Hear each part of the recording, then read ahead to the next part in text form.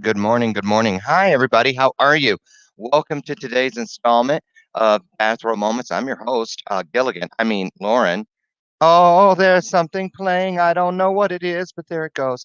It is live. That's what you get. I told you all I am going to just roll with the punches, let all those little slip ups because maybe some network will feel sorry for me one day and say, you know what, you poor thing.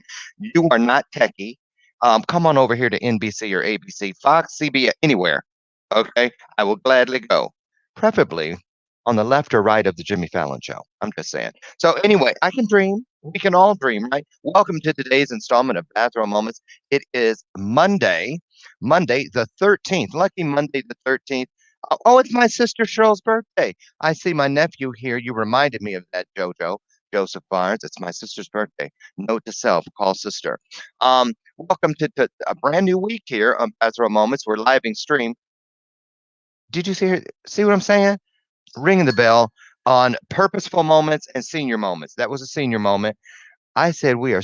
What did I say? We're a living stream. Lord Jesus, where's my church fan?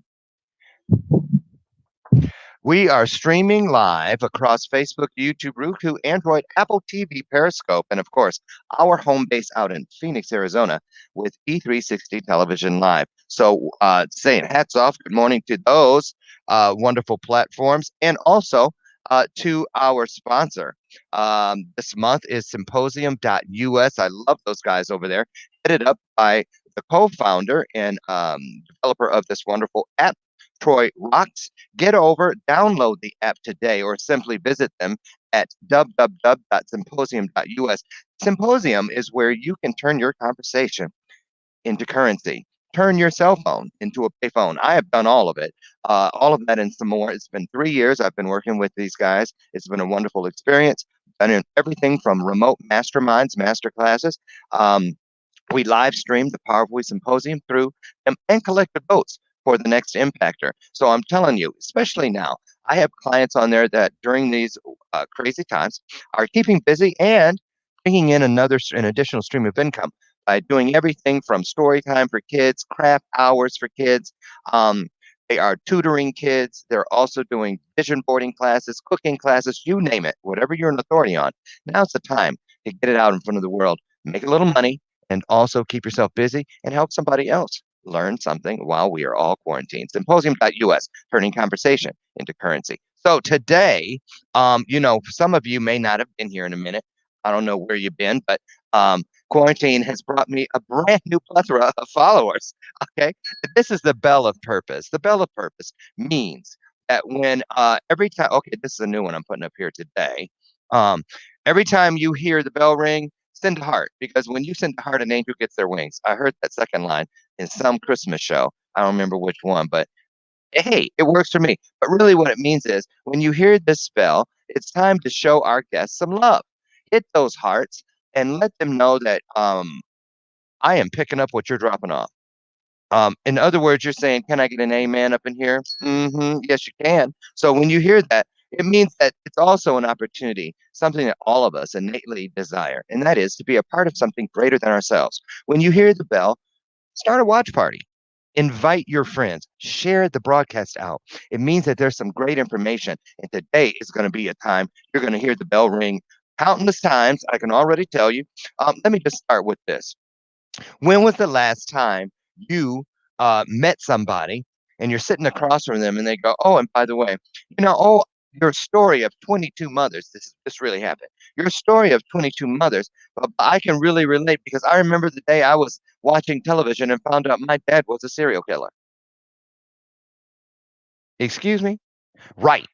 Okay. So I always say that, our stories don't seem like they're all that to us, but to someone else, they're like, "I don't know how you did it." So today's guest, Timothy R. Johnson. Wow. I thought I saw some rough times. Not even close.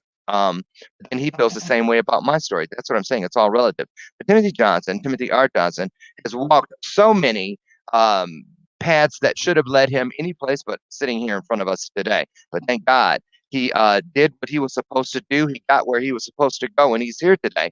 And he has done everything from becoming ultra successful. Let's just put it this way: his bio, and I just got on him about. Look at this. You see what I have highlighted? That little bitty piece. He's got okay, but it's all real stuff. He's that busy. He gets out and he goes all over Bangladesh, taking things to kids over there. Manages over 200 homes for people. Just does some of everything. But the thing that he does that I love the most is that he is very giving. He's very just like anybody you'd ever know. Unpretentious. Did I say it right? But unpretentious. Let's get some love on the screen. Um, and then one of the things I love inside his brand is he has this program or this way of thinking, I guess, where he realized there were plenty of stupid people. Are you ready? That's an acronym. Stands for smart, talented, unique people in demand. These are people who were unknown experts in their space, whose companies had solutions their market craved, but were simply not getting their message through, or not to handle the new prospect client relationship path consistently enough to attract and retain more customers. Now, when I went to Tim's business, place of business where he set up his compound, his base, his ground zero, I was amazed at there's stuff all over the place there, but I've never seen anybody more organized. I am not kidding you. There were just all these different areas like pole barns and different sections and everything. It was like a Home Depot right there. It was like a Lowe's right there, a garden center, all these different things. And his office was covered with magazine covers. And I had never known. So what I'm saying is sometimes people, pay no attention to that man behind the behind the curtain. Remember that Wizard of Oz? Yeah, that's kind of like Tim. He's kind of like a wizard. And we're going to talk about a lot of stuff today that he has a unique perspective on. So that's enough for me. Get your fingers ready to hit a lot of hearts. Welcome, Rita Mendoza. I think aren't you in the New Jersey, New York area, Mandy Kikta, all the way from Frostproof, Florida. Robert Brooker in Canada, Jessica Toff, Minnesota. We're from all over. Nick Harris. Nick, where are you? Type that in. I forgot. Dorian Candy, Chicagoland area. Joseph Barnes from Southwest Michigan, and everyone else. I don't have time to name everyone, but thank you so much. Share this out, and this is going to be good. I'm serious. This is going to be something you've never experienced, even though Tim's been here before. We're going to hit some new things, and I'm just going to in here, and I'm bringing you in up close and personal. How's that? Hi, Tim. How you doing, brother? I'm good. How are you? If I was any better, I'd be you, brother. Oh, ooh, I almost said. Hold on. Introduce yourself. I left my coffee cup in there. I can. Hold Yeah, on. why'd you leave the Keep cup? talking. Oh I'll no. never do it. Man, and even has a red chair. What an amazing day. A what? I said, what an amazing day. That's live TV. I'm not even. I was getting up. There is unless that coffee could walk itself in here to me. I had to get up. I apologize, everybody. Tim, welcome to the show. We got a lot of ground to cover in just Okay. about 45 minutes. Okay. Um, the first thing, first of all, introduce yourself. Tell people what part of the country you live in, what your business is, your everyday business, and then I want to get into some of these other ooey gooey chewy juicy centers that no one would expect. And we're going to talk about how things are in your world stage since the quarantine and Corona showed up. Um, I own a real estate company. My wife owns a property management company. I own a custom home building company with my partner Kirby Robbins out in Washington State. Love Kirby. Kirby's doing good. He's Love we're him. little challenges. As somebody, the state of Washington has been shut down, so a lot of the supply houses are. So Everybody really, shut down. well, you can still. We're essential though because we manage properties. I mean, we can't let people go without heat or water, and so we have to be out the front lines of that. So we Right. see a lot of what's going on. And obviously, I have the brand Global Renegade and Uncensored Society. So just being raw, real, and relentless about your dreams. And then here in the next few months, a lot of you will see from me, so people can start to make more money, is something called Connect. It's the way that I've been connecting businesses and making referral money for almost a decade. So just an easier way of making sure people can connect to each other. It's Hmm. regular stuff that real business owners need. I mean, you can make money off merchant reputation, literally just referring business that gets you residual income and a paycheck. Okay. Awesome. Let me get this bell handy. It's too far away. I need to get it right in front of me. Um, Tim, Mhm. so here we are in the midst of, I mean, you were on the show last year, and we had no idea, none of us did, that we'd be within this bubble. No, well, I call it a universal speed bump. Right. It's just there to slow us down, I believe, to reconnect us to a lot of things and remind us of a lot of things. That's how I prefer to take it. So, a lot of people that have been watching Bathrobe Moments consistently and Bathrobe Moments After Dark know that I'm not trying to get us to talk about all the doom and gloom and the death numbers and this, that, and the other. But in lieu of that, talking with people about how they are personally and professionally working towards being that business, being that brand, what kind of message and what kind of messenger you plan on being on the other side of this, because there will be another side. There's got to be a morning after. I just love that song. Anyway, and No, but one of the things I'd like people to consider is like there's a lot of things out there. Think about a farmer though for a moment. A farmer wakes up every single day at 6 a.m., right? Every single day to no matter what the adversity, whether it's rain, snow, to get one paycheck a year. Okay. And you may consider we've made it through World War II, we've made it through World War One, made it through the Great Depression, we made it through the Depression of 2008, we made it through the AIDS epidemic. I mean, right? The news always talks about the negative, but what they don't talk about is how many people are actually surviving. I'm not so much worried about the coronavirus as much as I'm worried about the families that and the businesses that are going to be affected by something like this. You know what I'm saying? hello, how may I direct your call? Oh wait, that's in your office. So, well, I have staff that will answer that. So, You know, wait a minute. You know, when I started Apology Accepted, that thing back there, I don't know if you guys can see it over there. That one with the People Magazine thing. When I started that, I actually would. There was no internet. I would have like a one of those tape recorders where you push the buttons on it, and I had one cassette had typewriters and stuff. The other one had phones ringing, and when people would call my landline, I'd say, "Can you hold, please?" And then I'd lay the phone over by a transistor radio that was playing music, and then right, and then so I'd pick your the first phone. How may I call, direct your call?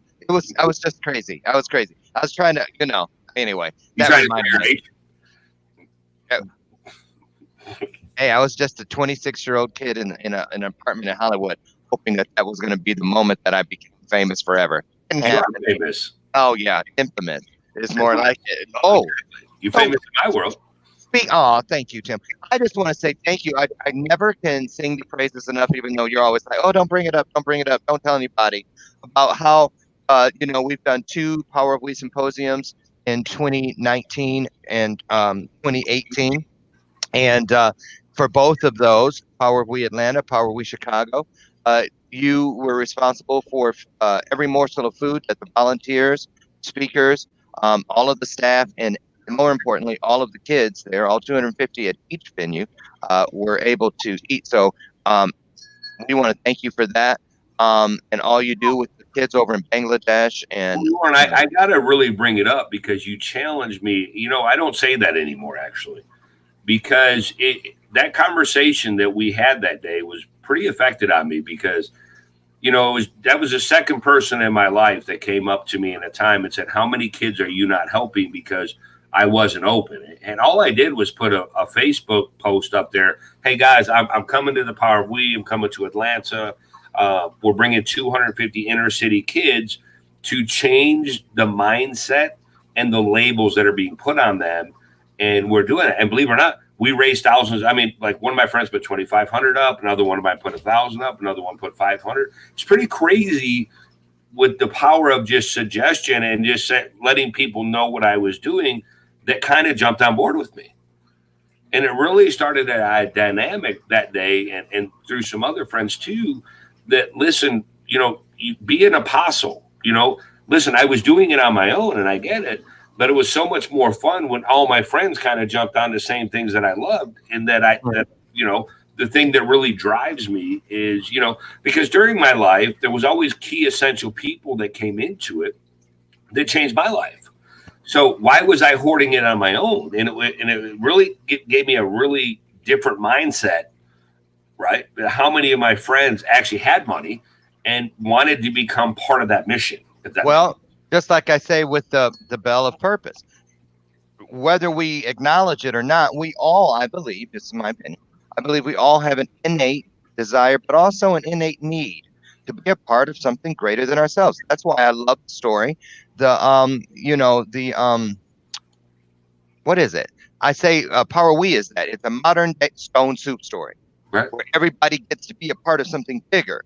That's what I love about that story. And so yes, so thank you for that, and thank you for bringing your friends in. Sonny Bond Cleveland, I see you sneaking in through the side door. You better close that slider, get in here, and sit down and have a good time with us. Welcome everyone. Thank you for the love on the screen. There you go. And guess what? Every time you send a heart, an angel gets their wings. That's right. That's new. But let's show our guests some love. Hit those hearts. Our guest is Timothy R. Johnson. Tim, let's talk about this because you have a unique vantage point in which to speak to something we've all heard little bits of stories. We've heard hero stories. I heard one the other day of a guy that owns in New York in the boroughs. He owns like 15 different buildings, and I probably have that number wrong. But he gave everybody in every building a pass on their rent this month. I have a niece who, when we had our family Zoom yesterday for Easter, said that she dropped some cookies off on the doorstep of her landlord because he gave her half off rent until the epidemic is over. I thought that was great. Now, you guys manage over 200 homes.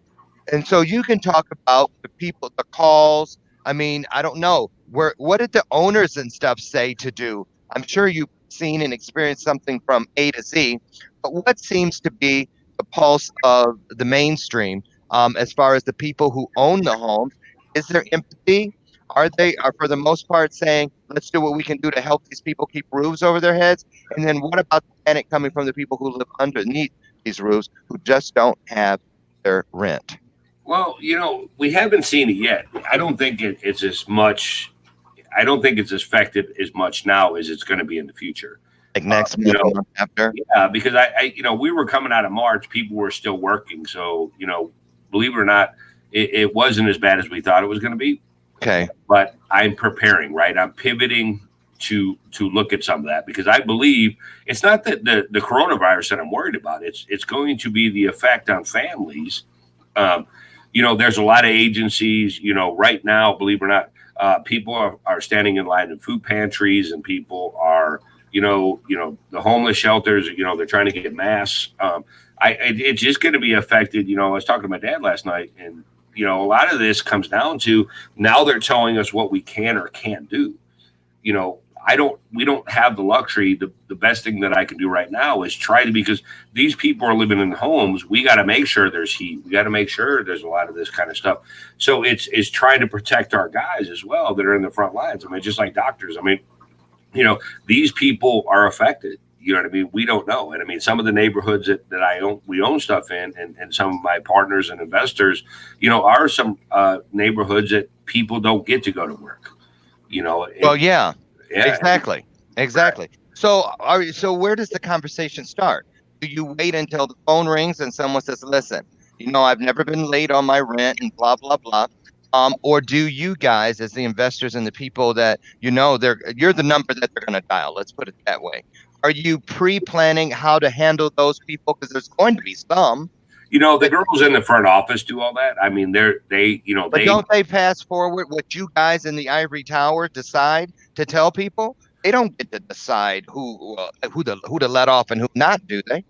no, but that's what I'm saying. Part of the state is, we're governed kind of by the governor. So right now, as far as anything's concerned, we're out until May. So there's going to be people that like literally are coming in, and there's going to be it's kind of case by case basis right now. I mean, it's right now I'm getting a lot of what if questions from investors, and I'm getting a lot of what if questions from our tenants, and there's no what ifs, right? I mean, it's going to be, we're sending them to programs. I mean, because it's not just the rent we're worried about. It's them eating, it's their kids. I mean, Oh, good now point. all of a sudden, kids don't have school. So, for example, a lot of these people that go to the schools use that so they can go to work. I mean, it's not just, it's a whole scale of things that this is causing.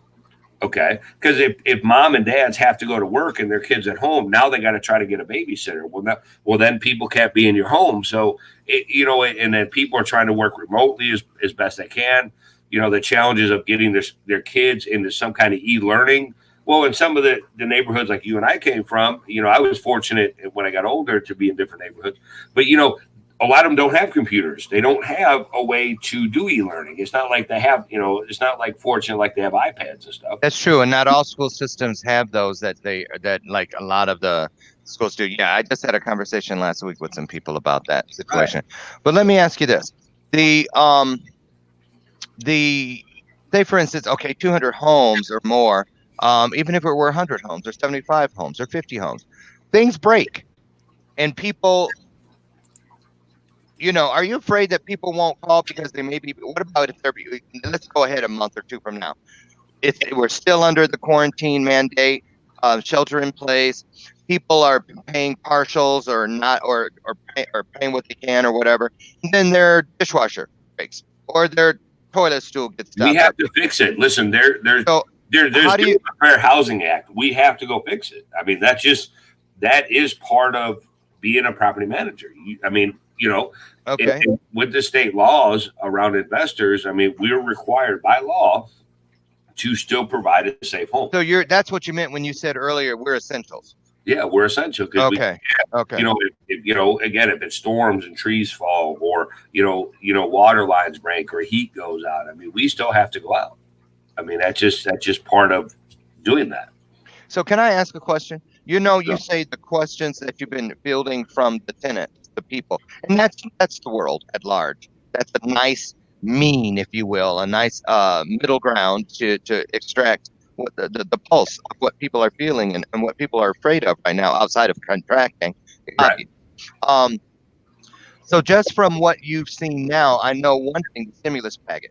I know that some people down in your area, well, you're in Indiana, but right across the border there, in Michigan, Niles, right. I talked to two people over the weekend who actually received their stimulus money uh, last week in the latter days of the week. So, do you hear when people are calling? Is it right now mainly because of panic and anticipation of not being able to pay their rent eventually, worried that they're going to be evicted? Is there a freeze in Indiana on evictions like there is here in No, Illinois? there's a freeze everywhere. I mean, Okay. and so we're going to get hit by. We haven't got as many calls as you would think. Not yet. Okay, I, that's good. I think they're on their way. I've gotten calls from investors that say, like a lot of people, at least from my experience, the tenants, sometimes don't understand that some people have invested, their retirement as a way to help subsidize their retirement. It's not like, they go out and they have wealth. I mean, they invested their retirement to get a return. So it's going to put some strains on a lot of investors too, because you remember, and they still have to pay more. Some of these people are mortgaged. Some people still have to pay taxes, because that's how the firemen and all the other stuff work. So one of the things that we're asking as well is, what is it, what's the city going to do for taxes? Because taxes are due next month. What are some of the people going to do for mortgages? I mean, there's some mortgage relief stuff, and they're putting it behind. I mean, it's not just affecting the tenants; it's going to affect landlords. It's going to affect, city, collections on, if people can't pay their taxes, because a lot of times they take the rent to pay their taxes.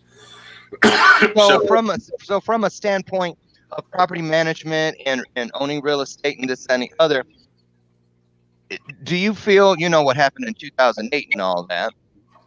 Do you feel this is something similar or worse potentially?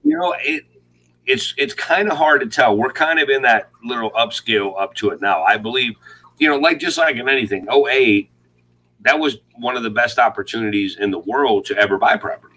You know what I mean? As long as you can roll through it.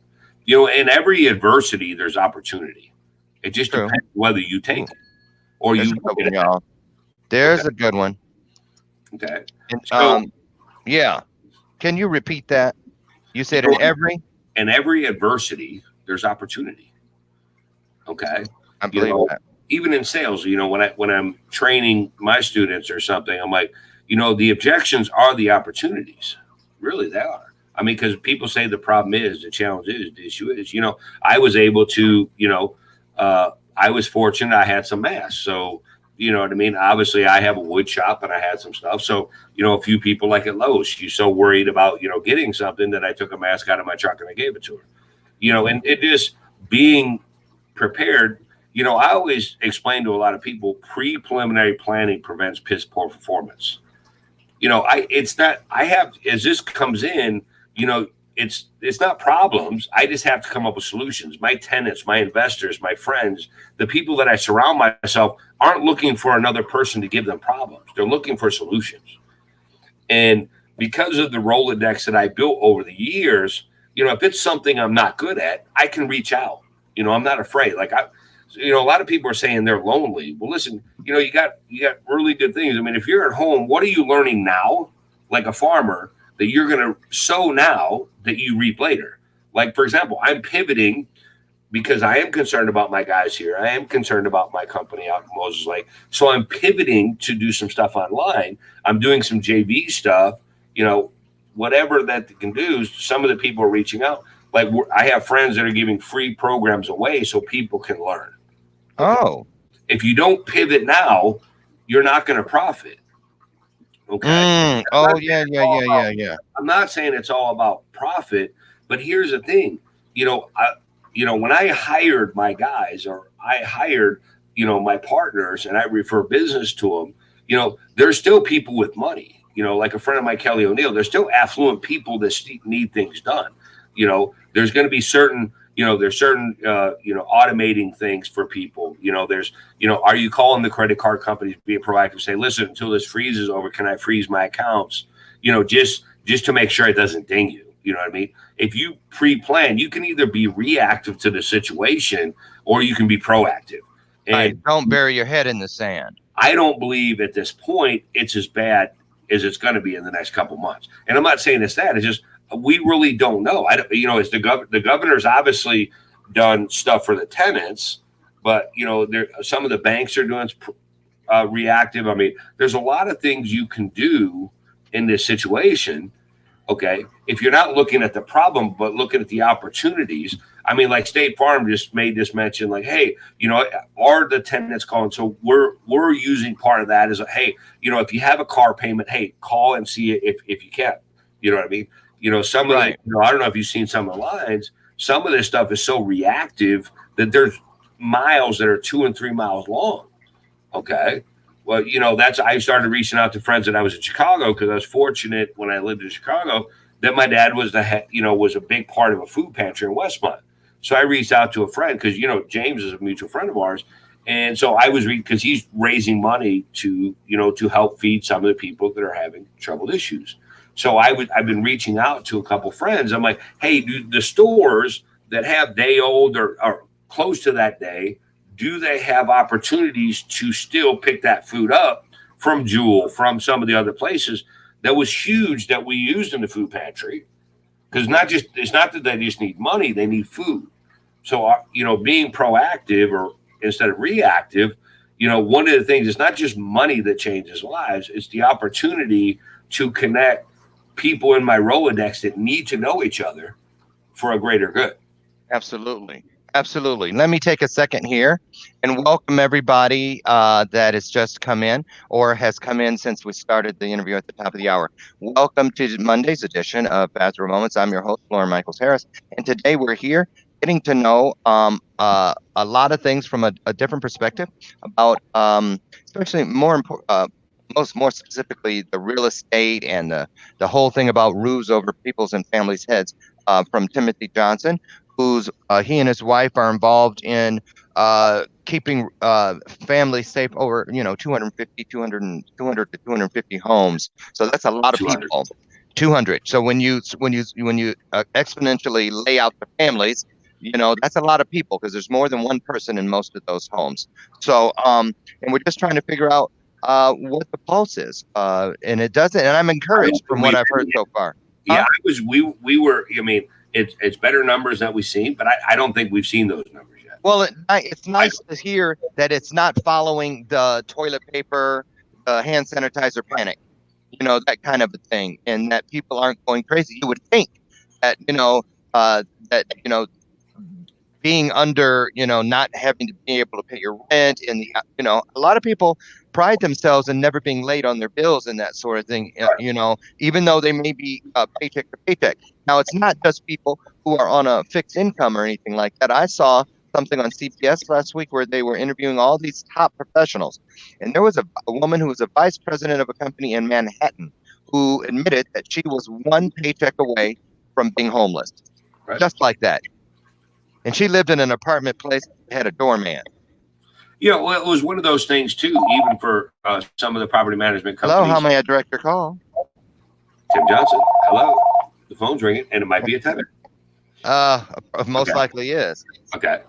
But one of the things is just being reactive. Like I was listening to a podcast from Bigger Pockets.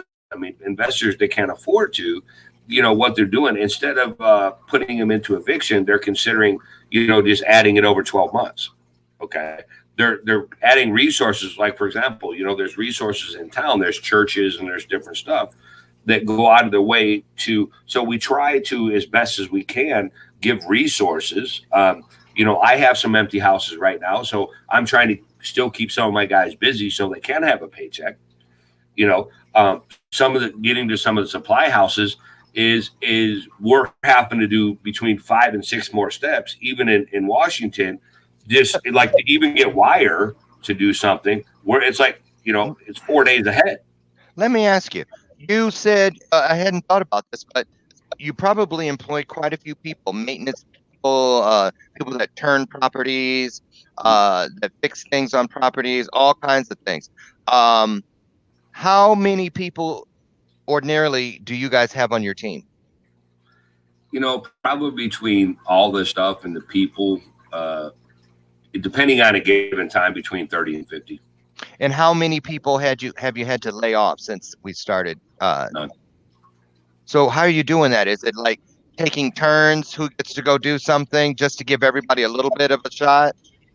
Brother, here's the thing. Because we're essential, we haven't been shut down. Okay. So, and there's still opportunity. Here's the thing, I'm probably going to get some flack for this, but here's the thing. Am I going to quarantine somebody, or can I put them out a job that nobody is out anywhere? Okay. I built a Rolodex of people that rely on me at this time of the year to get things done. Okay. Well, I'm having to spread them out a little bit so they're not, you know what I'm saying? So they're not all in one place. But we still have to provide that. And here's the thing. Do I want my guys to stay home and not eat? Or do I need to be proactive in putting them out places where they could actually do work so we reap later. I mean, I just, again, I'm not going against the government. I'm not going to go against people. But at the same time, some of my guys, they work every single week. That's what feeds their family. One thing that I've been hearing, which is encouraging to me, is that a lot of people that work in industries or industries, I guess is the best way to put it. Say for instance, people like that have a lot of files, that represent people, say social work. You Mhm. know what I mean? Where it's always so busy, they're never completely caught up. Their desk is never cleared, but they Right. start seeing people as numbers. Um, have you felt that, because 200 properties is a lot of people. I'm sure you don't know every person by their name. Maybe you do. I honestly, and I'm just going to be honest, guys. Like I probably know less than 1%. When Okay. you my staff is, and I'm just going to be honest. When you surround yourself with the right people, like my staff is on point. I mean, they're just getting it done. I mean, it's there's when you're raw, real, relentless right now. I mean, listen, we have to show empathy, but at the same time, it's when these people's roofs need done, when older people that we do stuff for needs work done, then it's being proactive. We're getting out there and doing. I'm actually Well, hiring. that's my question, Tim. I mean, we all in normal times have our protocol. We Right. have our flow of operation and the way things just have to be done. And there's empathy, there's sympathy, and then there's just like, I don't think so. There's all kind of things that happen because somebody's gonna always push it, right? So my question is, I'm as a team, do you how do you, have you felt that this none of us have ever lived this, none of us in our lifetime. Have you felt that this has helped to maybe see people as a whole overall instead of just 2416 Elm Street? Can you get over to Broadmoor Place? You know, Now it's not just the addresses; it's the people that live inside the places on those streets. Mhm. More than ever before. Have you felt any of that, even personally? Just speak for Tim. And I have to be honest, I don't, but my staff does. Okay. I'm brought up unless it's something major, but that's the way I built my business because I In have 2 months from now, that may be different that because it may will be different. probably That's more what of them will probably reach your desk than have already. right now up until, and again, that's what I'm saying. I'm waiting on. I'm not a what if kind of guy. I'm going to be proactive, not reactive. Okay. So our property manager has been doing this for a decade. She knows. I mean, I guarantee if I was to ask her like who lives here, who lives there, that's this that quick. Okay. My side of the business is getting things fixed. So I'm actually hiring people because part of that is Right going. now, Yeah, even now. wow. Okay. So I'm just, here's the thing. I'm not worried. And again, for people that I piss off, I don't care. I don't, I really don't. This is a time that families, that if I can employ them and at least let them feed their family, now just be as safe as possible. Like here's the thing. If you look at the epidemic, it's less than 1% of deaths. If you look Right. at what died, I'm not going to let the 99%, okay, not be able to, I can't look at somebody and say, you can't feed your kids because I don't have work. Okay. But okay, there's the empathetic side. But what about when it comes to the people that that are exploiting this situation known as COVID-19 and the pandemic? For instance, you were telling me pre-show about a property where some people, squatters, just moved in. Talk Right. about that. Tell that story. That No, and here's the thing. Okay, so that's one of those places that I get stuck in an epidemic, right? Because here's the thing: they just chose to break in, move in, and scare the piss out of one of my guys. Okay, and they, well, you can't make us move. Well, we called the police. I mean, listen, there's proper ways of doing things but they said you can't make us move. Why? because of COVID-19, Because of COVID-19. and that's not true. They were trespassing. Okay, Hi, honey. and so I was being you're like, listen, I also have to protect. Well, wait a minute. Were they homeless? I don't know. Literally we called the police. That we went through the proper channels. What happened? Okay, well they got kicked out. Oh, they did. Yeah, listen. Here's the thing. Just like my dad and I were talking. This is funny. It's. I believe that it's going to get worse. I mean, people are going to, in any kind of adversity, martial law is going to get called. I think it's coming. You know, that's why as much as I can protect my family, I do. As much, you know what I'm saying? And as much as I can protect my work family, I do. Okay. Like you said, I have to make some hard decisions sometimes that some people don't like. But I also have, I'm stuck between the investor and people that have families. Okay. And fortunately, a lot of my investors are very empathetic to families. Okay. But, just breaking in it in broad daylight and just moving your stuff in is also illegal. I had never even considered that people would get to that mindset where they would think because of COVID-19 and the pandemic, and if we're homeless or whatever, it seems like they would want us to be able to quarantine someplace where it's just us. And so let's break in and just make this ours. Um, and expect somebody to say, "Oh, no problem." Yeah. Had no way. How would you see? That's the thing. I think this on both sides of the aisle. This is a true test to everything on both sides of the aisle. Right, wrong, moral, immoral, ethical, non-ethical, for all of us at every economic, every educational, and every geographical uh, um, point. You remember, here's one of the things I was telling my dad for the first time in over 30 years of, since I've been adopted from my foster parents is here's the thing. I'm a big gun collector. Okay. I am. I'm like, Yeah, let's talk about that. came out of the military. You know what I mean? I'm strapped. You know what I mean? Because here's the thing. Just recently, one of my guys, we employ a really good friend of mine. He actually owns real estate.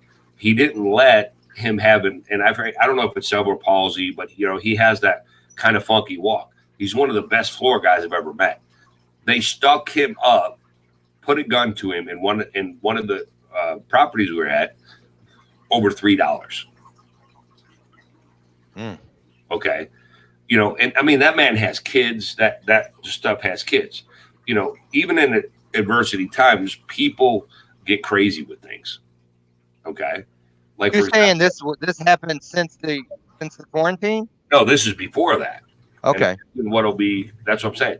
because When I stuff, actually heard that crime went down. no, that's not true. See, I wondered if that was propaganda. That's propaganda.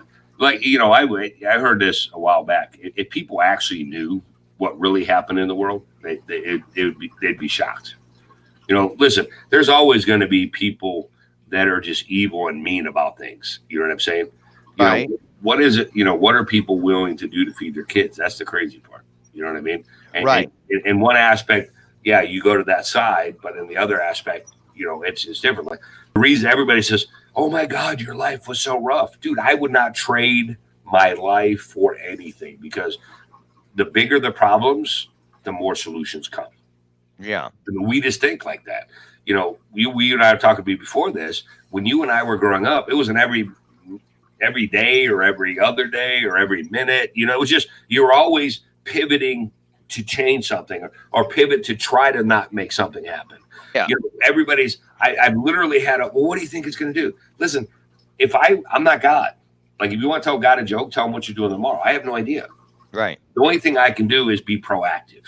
I can try to, protect my guys. I can, try to provide work. Some people are like, you should be cool. Listen, when you're essential and people have to live, just because they don't pay the rent doesn't mean we're not required by law to fix their houses. It just is. Okay. I mean, that's the Fair Housing Act. You know what I mean? We can't be slumlords during that time. Right. And I want to let me just put people up on it in case, because I don't want you guys to miss it. So let's stop at this intersection real quick and make sure you understand what Tim was getting at. He just said in that last passage that you and I, meaning he and I, because of how we grew up, me in the foster system, Tim through foster system, and you heard me say earlier, and a dad that was a serial killer, all this kind of stuff. Um, and my husband actually said to me way back at the beginning of this, "Are you scared?" And I was like, "No," because we grew up. There are those of us, and I'm sure some of you out there understand too. From it may doesn't mean you had to grow up in the system, but you may have grown up in one of those war zones.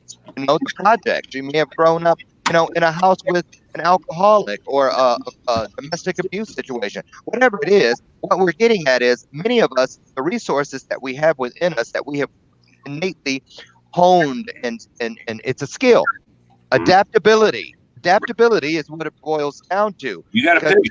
every day, yeah, yeah, to quote, to pivot so you can profit.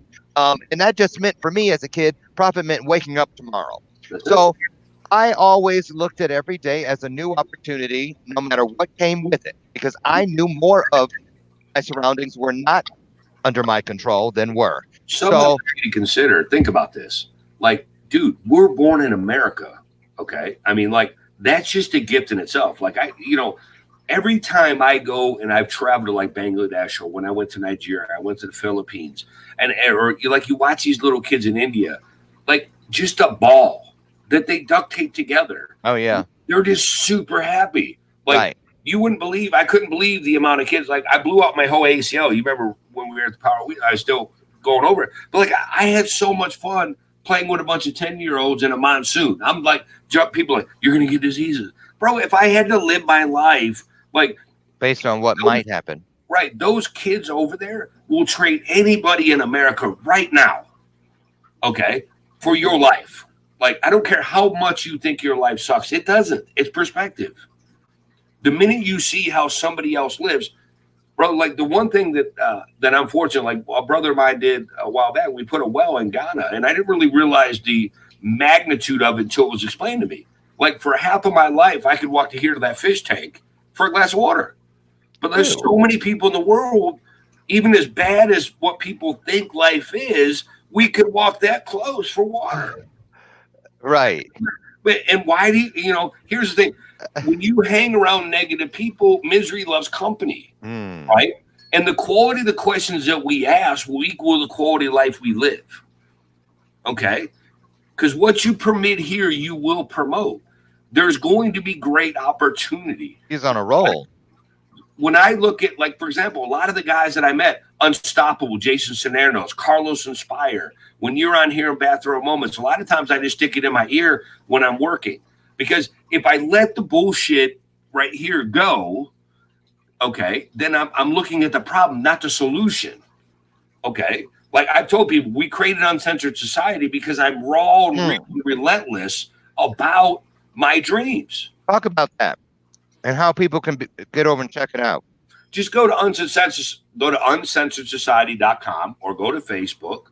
Click like listen. If you're out there and you just need to hear some positive stuff. Listen, my phone number's all over the internet. Hit me on Facebook Messenger. Hit me on Instagram. I don't care. It doesn't take long to change your mindset from a negative one to a positive one.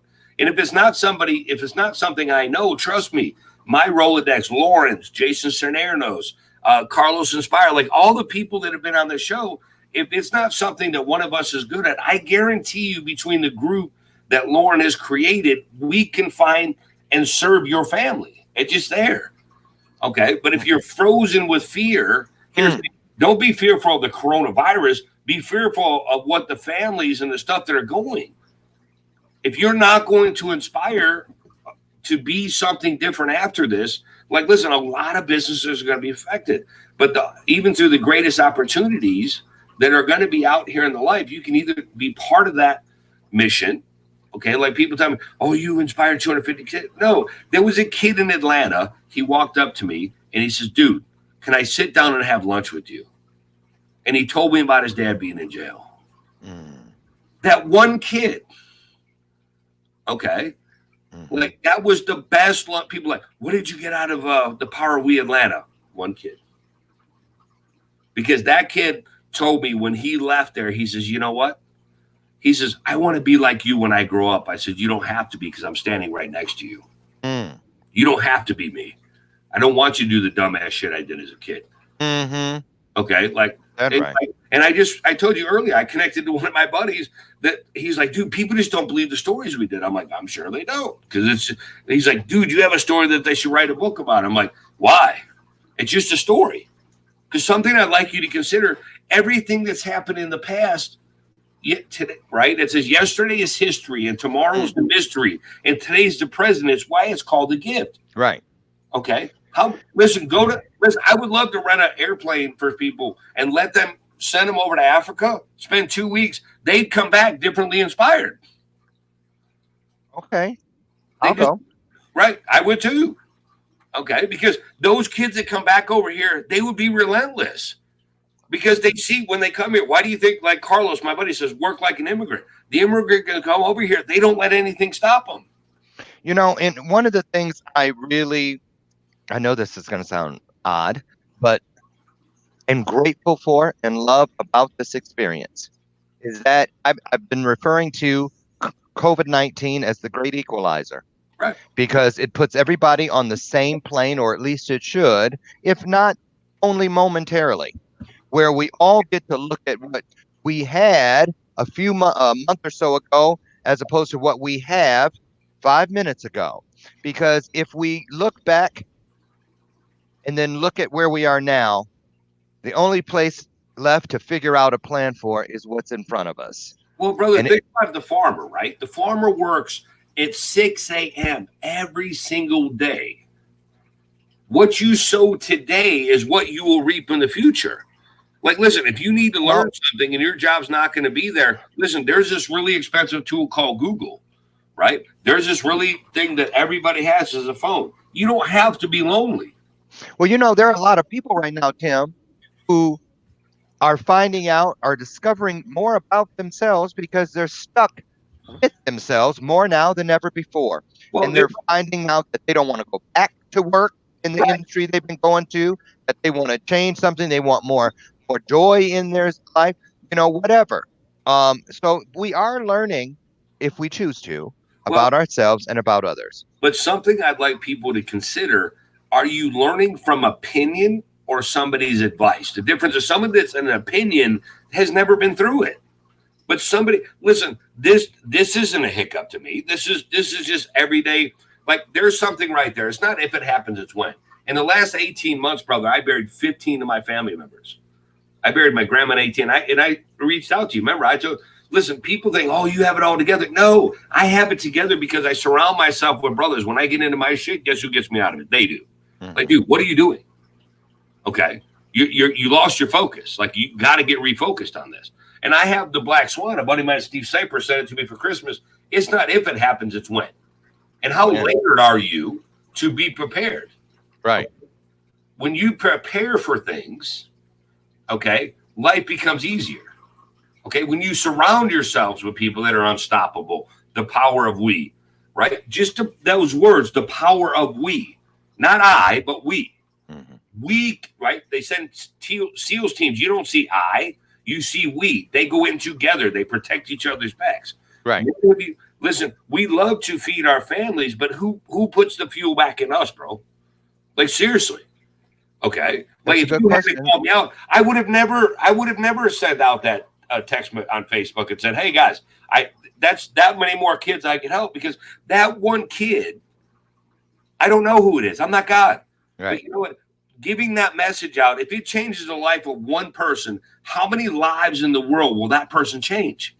Well, and it goes even a layer further than even the one kid, because I'll tell you how I felt at the one here in Chicago when a city here dropped the ball and um a huge number of their kids didn't get to come, and it was from one of the top two hardest hit areas in Chicago that you see on the news all the time. And Right. if you remember, we moved those chairs off the floor so it didn't look like we were empty, and we had them stacked in the kitchen area. And I still see, when I close my eyes, many mornings and many evenings, waking up and going to sleep, I see those stacks of chairs because I kept wondering that day, if they're not here where they're supposed to be, where are they? Well, and you remember I got mad at you for a minute, brother. Do you remember that? Until you corrected me. You called me up and said, brother, I wasn't doing that to be mad. I'm doing that out of love. And all I did is I'm like, dude, like that was just that. Sometimes you gotta be you were raw, real, and fucking relentless about what you were talking about. Mm, That you called me up like, dude, I know you have it in you. And literally, right, we had a challenge between the three of us. We were all just having fun. yeah. But it was I just put it out there and literally like in what the next hour or a couple hours or even the next day, I forget what it was. Like people just and you're like, I don't know how many more kids got to come, but at Right. least in Atlanta, we didn't make the mistakes that we had. Right. We didn't leave Yeah. it because at that time, bro, you're like, Timmy, what the fuck are you doing? There was a butt in You, every chair I got in it. Atlanta, and And that's how it should be. you were relentless with me. You're like, dude, Timmy, what's up, dude? Like, I can't do this by myself. I need you. And you're like, dude, what are you doing? Like, I've exhausted my Rolodex. I need yours. And when you, dude, that's that's a true leader.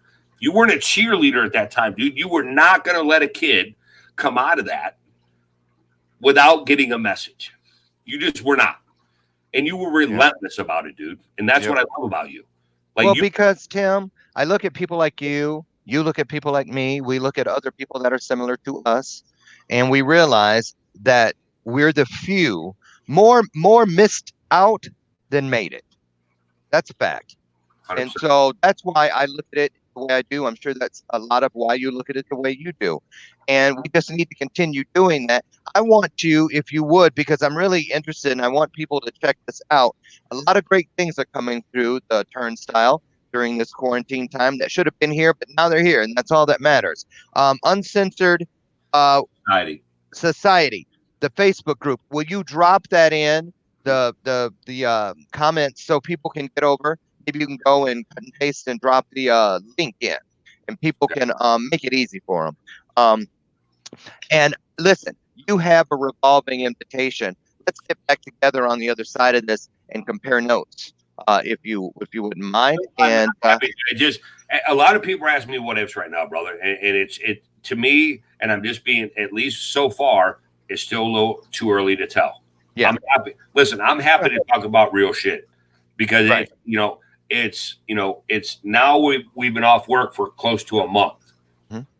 Okay, like I said, I know people are telling me not to freak out, but less than 1% of people die from it. I get it. Right. What I'm worried about is what it's going to do to the families, what it's going to do to the kids.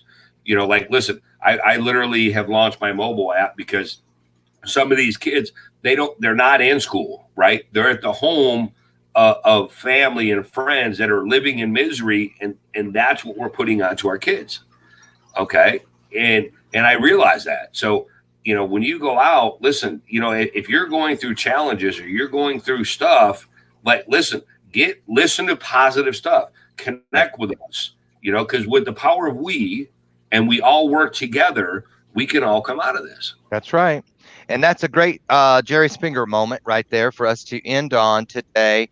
This hour flew by. I want to thank you again, bottom of my heart. Ring the bell one last time. Please get some hearts on the screen, you guys, for Timothy R. Johnson. Thank you for coming and sharing from a different vantage point today. And thanks for all you do pre pandemic, during this pandemic, and all that I know you will do post pandemic. Thank you so much. You are the same then, now, and I'm sure in the future and that's what I love most about you, man. Thank you so much. Have a wonderful day, and thank you for sharing with us here on Bathrobe Moments. Thanks, buddy. Okay, everybody, that was Timothy R. Johnson. I want to thank all of you for coming and joining us today. Tomorrow, tune in tomorrow morning at 8 a.m. Central. My guest is Sanjay Shah. He's the founder, creator of a little something called Karma Chords. We have some here in the house. We have for a couple years. He's been a vendor at the Power of We Symposium. He lives here in the area, not far from here. And there is more than just jewelry and cool looking things behind his brand. And so he's going to talk to us tomorrow, actually, tomorrow morning, about karma chords and how the impact of what he does, how it looks now during this COVID-19 pandemic and being quarantined. He just recently left corporate America after 20 years or so and went home right before this started. To work from home and just build his own brand, tell his own story, be his own messenger. So we're going to figure out and ask him tomorrow how he feels about that decision currently. So join us 8 a.m. right here on Bathrobe Moments. Have a great day. Get out there now and do what we do. Love up on everyone you can. But remember, in order to be, successful at that, what do you have to do? You have to head to head to the nearest mirror. Let's start there. Look at that person. Love up on them and then turn and love the rest of the world from 6 feet or more. Okay, I'm Lauren Michaels Harris. Thanks again. Uh, what can I say? I just want to thank all of you because when I look at you, I see the blessing.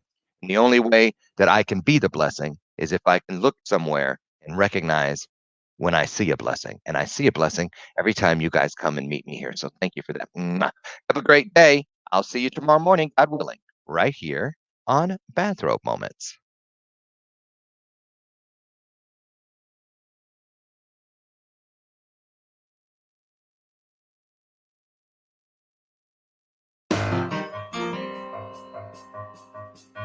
Bye.